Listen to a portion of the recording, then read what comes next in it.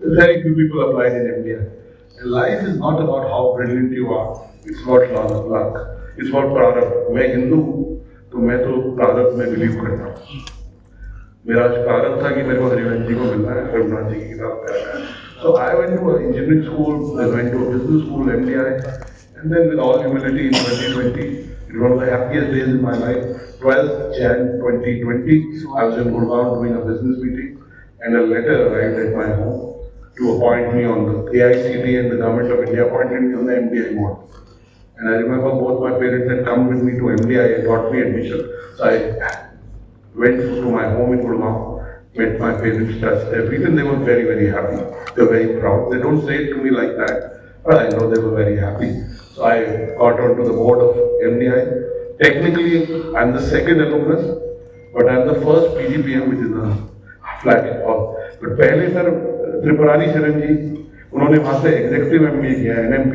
तो पहले अगर आप एलुमनस बोले तो पहले किए, where I thought of building this site with two friends of mine called exchangeformedia.com to build a marketplace for the media industry.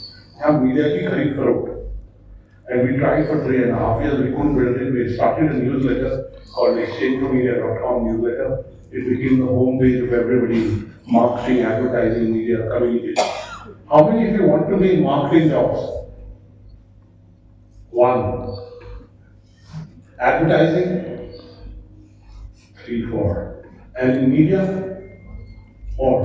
Harivansh ji देखिए अभी मीडिया में 50, 2 लोग मार्केटिंग में, मेरे 6-8 लोग एडवर्टाइजिंग में, 25 लोग मीडिया में. तो मीडिया काफी चमक है. और I'm sure some of you want to come to make an impact. And I would like to know जो मीडिया में आना चाहते हैं, मीडिया में क्यों आना चाहते हैं? 1-2 लोग जिन्होंने आप बताया, if you can get a mic to them, or if you can just stand up and tell us why you want to be in media. Media में क्यों आना चाहते हैं? Somebody raised the hand here, somebody? Who wants to be in media? Yes, beta. Can you get a mic to that girl? Or just stand up and talk to us. Tell us your name. Tanvi. Tanvi तो आप media में क्यों आना चाहते हो? और क्या पढ़ रहे हो आप यहाँ पे? So I'm studying Masters of Media and Communication, and I want to get into media to basically advocate for the marginalized communities that are often not heard. Their voices are still not reached. You mean the Congress Party? No, I'm kidding. मैं तो चुप कर top नहीं करता. But jokes apart, these are jokes. I can. Okay, what is your reason for the gentleman next to you? Tell me. You also raised your hand. You didn't. तो आप क्या करना चाहते हैं? I'm a teacher, sir. You're a teacher. You're a faculty. What do you teach? So I teach media. You teach media. What is media? Okay, so I teach media ethics, media theories. Yes. अब ethics और theory नहीं रहेंगे. Right? But there are still people. Harivansh ji is wrong with it. I, with all humility, know every editor and every owner of media company. I know what what people say about it. But 2013 में हमने हिमाकत भी की. हमने एक event किया. उस पे अन्ना हजारे जी chief guest थे. और कई संपादकों ने हल्ला भी किया हमारे इवेंट पे कि हम संपादकों को रैंक कैसे कर सकते हैं. संपादक सबको रैंक करते हैं, प्रधानमंत्री से लेकर नीचे तक. हम संपादकों को. तो उस रैंकिंग में हरिवंश जी एग्जैक्ट नंबर 2 थे, नंबर 3 थे, नंबर 1 थे, टॉप 3 में थे. राइट. और हमने बहुत ऑनेस्टली की थी. और अन्ना हजारे वाले चीफ गेस्ट थे. And you know, sometimes when you're doing, I think the size of the organization matters. So he would have been number 1 possibly. All those things matter. If you have to do it just on personal credibility and the impact on the product and the respect that you have in the community, you would be number 1. There's no question. But sometimes when you do these rankings, it's about also the size of your organization. So Bhaskar, Amar Ujala, ये थोड़ी आगे निकल जाएंगे. या जागरण बहुत बड़ा हिंदी में, जागरण बहुत बड़ा ब्रांड है, impact है. So I'll tell you, now that you talked about you want to be in media, when I go to campuses, I ask, what do you want to do? Why do you want to do? And 3 कारण निकलते हैं. Some people say, because I like people in that room, and I like this person. I have this role model. They don't use the word role model, but that's the Second is we want to be famous. Third is I want to make impact. And fourth is I want to make money. Broadly these. Broadly. I'm simplifying it not. So you can still make a change in media because honest voices are needed. And sometimes if you're an individual, you can be more honest than when you're with an organization. Okay? But overall, and India is still a very media-free country. Can it be better? Yes, it can be better. Harivansh ji यहाँ बैठे हैं, उनके सामने कुछ ऐसी बात तो बोलूँगा नहीं जो true नहीं. It can be better, but we'll not get into that. But still, there are lots of people who are doing lots of honest work. There are pluralistic voices. In the last 11 years, also people may say Godi media and all that. All, the fact is India is very pluralistic. Or there are people who are calling the Prime Minister names, people who are saying things about the government, they are flourishing. इनके एक दोस्त है रघुनाथ जी, रवीश कुमार जी, उनके महीने की आमदन कितनी है प्रधानमंत्री को गाली दे रही, मुझे पता है ठीक है। और मेरे को डर कम लगता है क्योंकि यहाँ 25 साल से मेरी शादी हुई थी, तो डर कम। So there is a space for everyone in media. But coming to the social impact, the role of media, बहुत सारे अखबार हमारी आजादी के आंदोलन में स्टार्ट हुए जिनका एम था to help India to be free, to be liberated. And then almost all the newspapers have contributed in some way to the development. And if you take a newspaper like Hindustan Times, it was started by a leading industrialist.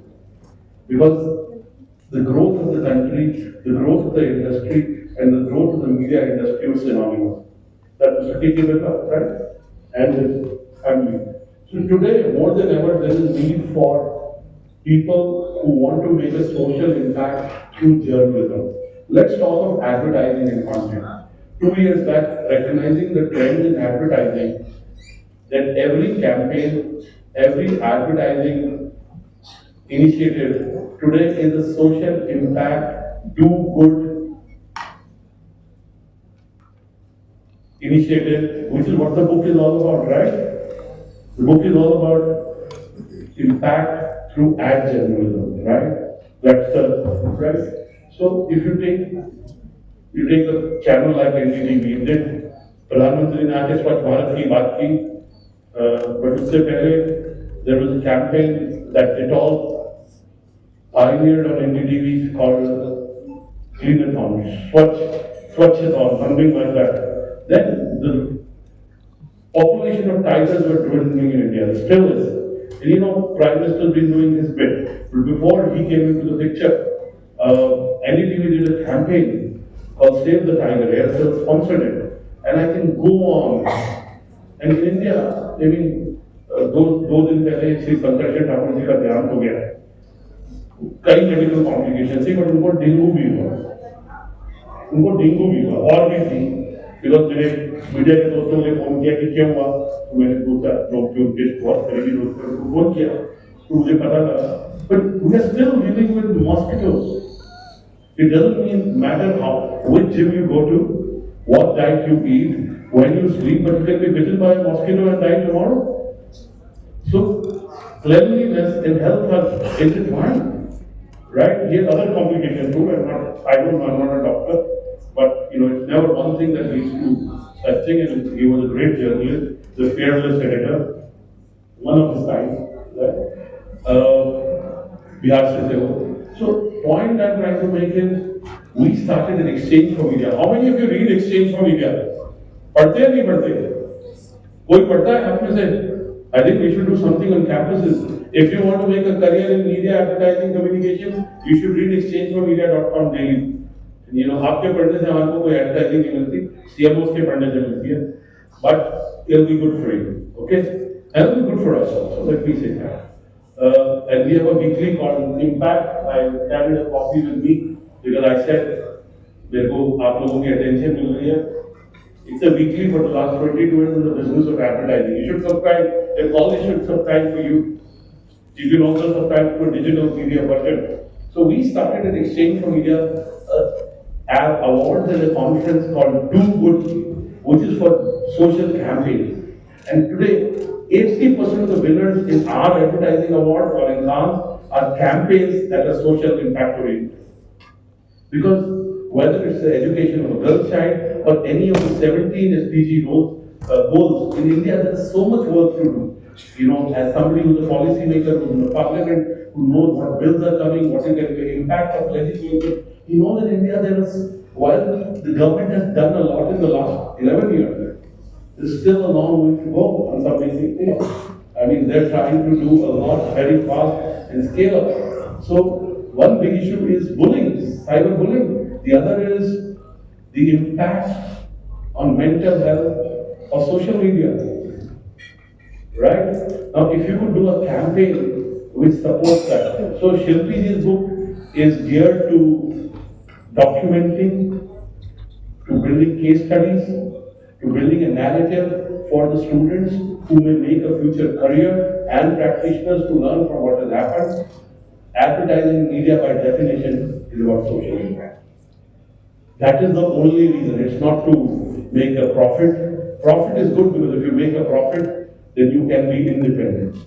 Then you don't have to give in to the demands of various stakeholders. So I will say this, it's a book that should be a must in all communication media schools. It's a book I will recommend whenever I get an opportunity. I haven't found any book which is so detailed and easy. See, we all are visual. और पढ़ते हैं, मुझे तो पढ़ने का बहुत शौक है.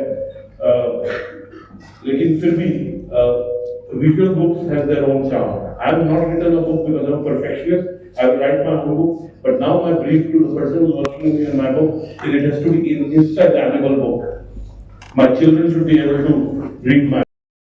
Like the moving letter from a jailed Maoist leader whose only request was a copy of Prabhat Khabar, symbolizing the deep bond between the newspaper and ladies and please continue the applause. This is a huge and historic moment for all of us present here.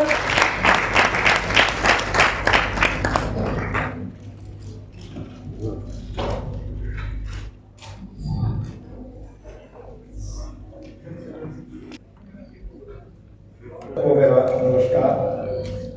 सबसे पहले मैं मानव रत्ना विश्वविद्यालय के vice chancellor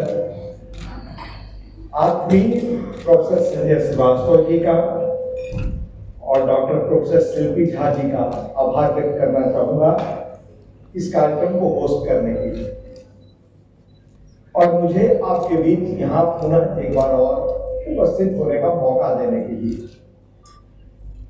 अभी आपने सुना business world के chairman, उसके मुख्य संपादक और हमारे बड़े पुराने, बल्कि कहूं तो शायद उनको इस वक्त 25-30 वर्ष पुराना रिश्ता उनसे, क्योंकि 12 वर्ष से मैं दिल्ली 15 वर्षों से आ गया, उसके 10 वर्षों पहले से उनसे बहुत आत्मीय संबंध है। डॉक्टर अनुराग बत्रा जी, अब उन्हें लोग एंटरप्रेन्योर के रूप में, सक्सेसफुल मीडिया खबर के रूप में जानते हैं। उनकी प्रतिभा बहुआयामी है, पर मैं उन्हें बहुत बेहतर पत्रकार के रूप में हमेशा देखता और जानता हूं। बहुत सुंदर लिखते हैं, बहुत तथ्यों के साथ लिखते हैं। उससे भी बड़ी चीज कि बड़े वार्म के व्यक्ति हैं। जब भी आपसे मिलेंगे तो आपको एहसास होगा कि किसी ऐसे आप व्यक्ति से मिल रहे हैं जिससे न मिलते तो आप शायद अतिरिक्त रूप से अपने जीवन में और समृद्ध न होते विचारों में संबद्ध हैं। मैं रघुनाथ जी को धन्यवाद देना चाहूंगा जिनकी वजह से हम सब आज यहाँ एकत्र हैं। और रघुनाथ जी क्यों इंस्पायरिंग फिगर है हमारे लिए भी, वो अपने जीवन में सबसे गहरे और गंभीर चुनौती से गुजरे, इसके बाद भी जिस तरह वो काम करते हैं, जिस लगन से करते हैं, वो सीखने योग्य है किसी भी व्यक्ति की। ट्रेनिंग मिली जो मुंबई के टाटा जो कैंसर हॉस्पिटल अगर वहां भी हुए तो उनको नेक्स्ट डे कोई काम करके देना है तो he abides by that time deadline.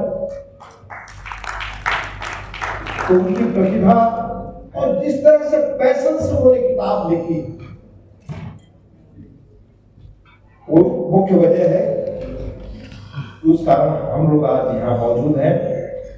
और इसके साथ वो सारे मित्रगण आज यहाँ मौजूद हैं जिन्होंने, जब हम सब अखबार में काम कर रहे थे, एक ऐसे अखबार में जिसका कोई भविष्य था ही नहीं, उसका भविष्य दिन में, सप्ताह में, दिन में लोग गिनते थे कि 2 दिन 4 दिन 5 दिन कितने दिनों तक चल पाएगा। तब जिन्होंने साथ दिया, जिन लोगों ने साथ रखकर काम किया, और हमेशा कोई चीज अगर सफल होती है, कामयाब होती है, तो टीम की वजह से होती है, व्यक्ति की वजह से नहीं। उस टीम में हमारे विशाखा कम्युनिकेशन के सर्वे सर्वा श्री अभिमन्यु मिश्रा जी बैठे हुए हैं। अभिमन्यु जी आज भी उनकी बहुत पुरानी जीवंत, जो हम सब साथ बैठते थे, बात करते थे, वो छवि मेरे दिमागों में है। उनके साथ विज्ञापन इंडस्ट्री की ख्याति प्राप्त उनकी पत्नी श्रीमती विशाखा साहा जी, उनके सुपुत्र जो आजकल खुद काम पे जुटे हैं अग्नि मिश्रा जी, तत्वा कम्युनिकेशन की श्री कृष्णेंदु दत्ता जी, कृष्णेंदु जी हमारे बीच यहाँ मौजूद हैं। उनके द्वारा बनाए गए, उकेरे गए, बड़े सुंदर ढंग से बनाए गए विजुअल विज्ञापन जो इस किताब के लगभग हर पन्ने पर आपको मिलेंगे, कुछ एक छोड़ करके जो शुरुआती दिनों के थे। श्री अमिताभ नवल जी, जिनके लिखे कई अभियान इस किताब का हिस्सा हैं, और एक नेशनल कैंपेन उनने वो चला था, कई मीडिया हाउस से जुड़े थे, जिसमें हम सब भी थे। घूस को घूसा, वो उन्हीं का डिजाइन किया हुआ टैगलाइन है, जो आरटीआई अभियान देश के कई और अखबारों में छपा और टीवी चैनलों पर जो दिखाया गया। श्री कर्ण प्रताप सिंह राघव, जो एक बड़े प्रतिष्ठित एड एजेंसी के क्रिएटिव डायरेक्टर हैं। श्री नवीन चौधरी जी मौजूद हैं, जो खुद ब्रांडिंग प्रोफेशनल रहे हैं और उससे बेहतर बहुत पूर्णकालीन लेखक हैं। उनकी लेखकीय प्रतिभा से मैं वाकिफ हूं, वो मौजूद हैं। सुश्री अनामिका नाथ जी, जो broadcast audience research council India से जुड़ी एक कंटेंट एनालिसिस फर्म से जुड़ी हैं। देश भर के न्यूज टीवी का साप्ताहिक कंटेंट एनालिसिस वो करती हैं। एस्पेंट सर्विसेज की डायरेक्टर शोभा श्रीवास्तव जी, संचालन कर रही डॉक्टर नंदिता देव जी, मानव रचना विश्वविद्यालय के प्रोफेसर, प्रो वाइस चांसलर, शिक्षकगण, पत्रकारिता से जुड़े मेरे प्यारे दोस्तों, देश के भविष्य विद्यार्थी, आप सबको पुनः मेरा नमस्कार। मैं सिर्फ 3-4 चीज बहुत ब्रीफली कहना चाहूंगा। जिन लोगों का मैंने नाम लिया रघुनाथ जी के साथ, और जो लोग उस दिन डिजाइन करने में थे, ये काम अगर कुछ हो सका तो उनका बड़ा योगदान है, जिसकी वजह से हम सब जहां काम करते थे उसमें बहुत मदद मिली। यह पूरी पुस्तक उस एक अखबार और उस एक प्रतिष्ठान या उस एक कंपनी का विवरण है, जिसमें जब काम की शुरुआत हुई तो उसके पास कोई संसाधन नहीं थे कि उसका कोई भविष्य दिखाई दे। तब कैसे काम संभव हुआ, ये उसका विवरण है। ये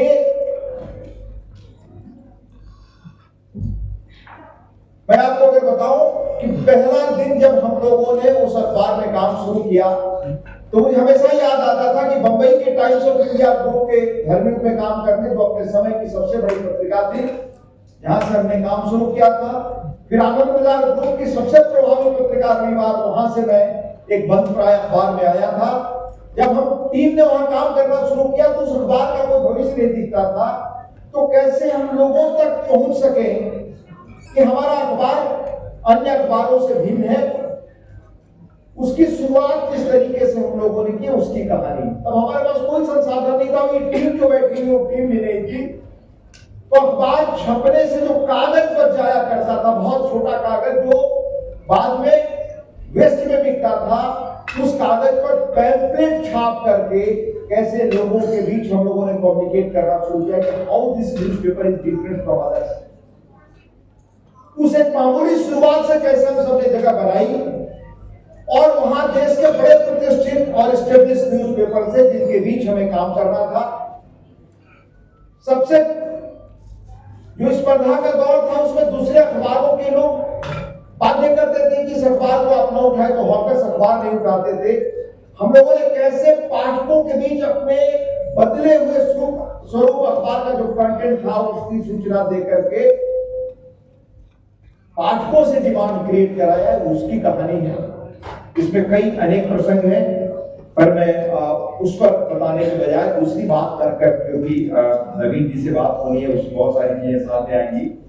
मैं कहना चाहूंगा आपसे कि आप नौजवान बच्चे जो आज की तारीख में आप अपना करियर शुरू करना चाहें, तो क्या मौका है आपके पास, क्या अवसर है इस टेक्नोलॉजिकल वर्ल्ड में। मैं आपको उल्लेख करूं कि जब मैं नौकरी की शुरुआत कर रहा था 1978-80 में Bombay Times of India group में, तो बहुत एक मशहूर किताब हमने पढ़ी एल्विन टॉफलर की फ्यूचर शॉक। और जरूर आप लोग एल्विन टॉफलर, हेडी टॉफलर ने मिलकर के 3-4 किताबें लिखी। हेडी टॉफलर उनकी पत्नी थी। एल्विन टॉफलर की बुक फ्यूचर शॉक में एक कोट है, उस कोट को आप याद रखिए आज की तारीख में, अगर आपको अपना कैरियर देखना है। उनके कोट का आशय है, 21वीं शताब्दी के लिटरेट वो नहीं होंगे जो पढ़ना लिखना नहीं जानते, वो तो सब जानते हैं, आप अच्छी तरह पढ़ना लिखना जानते। वो होंगे जो बदलते समय के साथ अपनी टेक्नोलॉजी और स्किल नहीं बदल सकते, वो रिडंडेंट हो जाएंगे। तो अगर आप आज जो दुनिया जिस तरह से टेक्नोलॉजी बदल रही है, अगर उसके अनुरूप अगर आप अपने को इक्विप नहीं कर सकते, तो आप रिडंडेंट हो जाएंगे। ये हम सबके जीवन के अनुभव का निचोड़ है। मुझे उम्मीद है कि आप इसे जरूर सीखेंगे। तीसरी और अंतिम बात,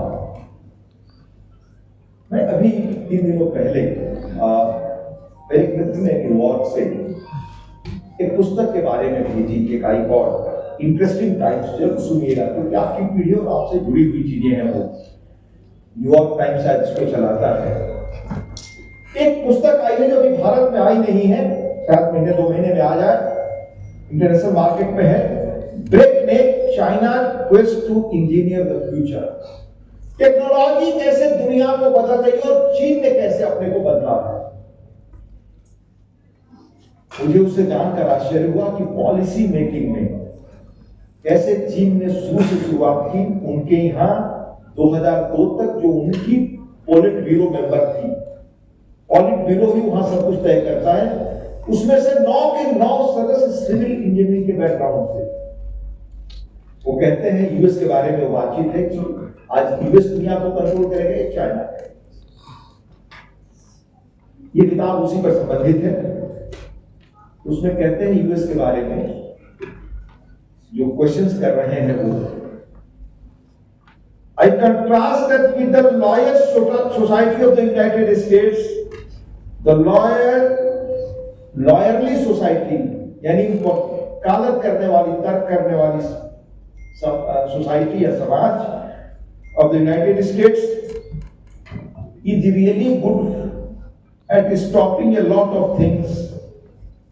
वो हर चीज को रोक देना, बंद करा देना, ठहराव पैदा करना बहुत अच्छी तरह जानती है। US does not have functional infrastructure almost anywhere, I would say. किस तरह के वो आविष्कार अपने यहाँ कर रहे हैं। यूएस की सोसाइटी में अगर सिलिकॉन वैली जहां से दुनिया को बढ़ा जा रहा है, टेक्नोलॉजी जो दुनिया को रूल कर रही है, तो क्रिप्टो करेंसी और consumer tech and hedge funds into building industries, यानी वो सारे ऐप्स जो आपको जीवन की सुविधा दे सके, जो आपके घर तक बहुत आसानी से सामान पहुंचा सके। लेकिन वो ऐप जो दुनिया को बदलने वाले हैं, जो फ्यूचर बदलने वाले हैं, जो दुनिया में आपकी ताकत को बढ़ाने वाले हैं, सेमीकंडक्टर से एविएशन और केमिकल इंडस्ट्री, उन पर शोध नहीं हो रहा है, उन पर चाइना फोकस कर रहा है। मैं इसको इस रूप में कह रहा हूं कि भारत ने 14 के बाद तेजी से अपने को बदलना शुरू किया, चाइना ने 77 से बदलना शुरू किया। अगर आज की तारीख में मुझे पत्रकारिता करने का मौका मिला, जिसका उल्लेख कर रहे थे हमारे, आपने सुना यहाँ हमारे मित्र अनुराग बत्रा जी की पत्रकारिता आकर्षण अपनी है। वो सही है कि जीवन में अगर आप कोई माध्यम चाहते हैं नौकरी के लिए तो जरूरी है, नौकरी करें, डिसेंट नौकरी करें और नौकरी के साथ पैशन हो। वो पैशन आज भी संभव है कि अगर अपने देश में आप बताएं कि कैसे टेक्नोलॉजी दुनिया को बदल रही है। आज 10 वर्षों में जो चीजें बदली है भारत में, बहुत चीजों के बारे में लोग अच्छी तरह नहीं जानते।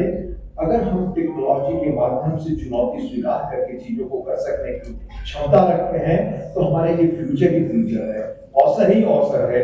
अगर हम नहीं कर सकते तो हमारे लिए कोई अवसर आज की तारीख में नहीं होगा। और पत्रकारिता में भी ये बड़ा अवसर है। जिस तरह से इस किताब में हम लोगों ने आप पाएंगे कि अनेक ऐसे सब्जेक्ट्स जो सब्जेक्ट पत्रकारिता के मुख्य सब्जेक्ट नहीं होते थे, पर उनको ढूंढ कर निकाल करके हम लोगों ने उस समाज का सबसे इंपॉर्टेंट इशू बनाया। उसी तरह से आज की तारीख में भी इस बदलते माहौल में कैसे आप बहुत एक इफेक्टिव इंटरवेंशन कर सकते हैं पत्रकारिता के माध्यम से, वो अवसर है। हमें उस पर आज इस किताब के माध्यम से बात करना, चर्चा करनी चाहिए।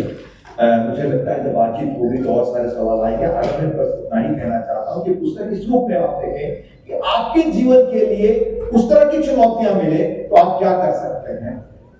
किसी चीज की आलोचना बहुत आसान है, करना सबसे कठिन है।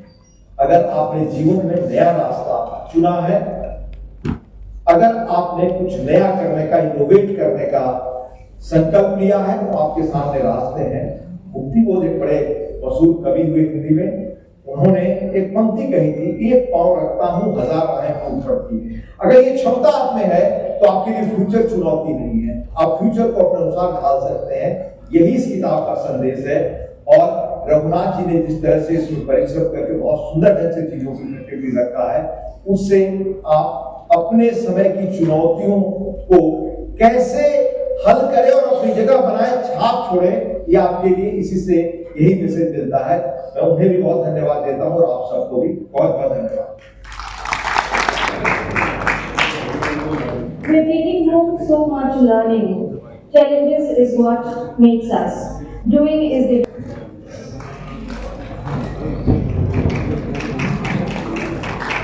Professor Gurila is the head of the department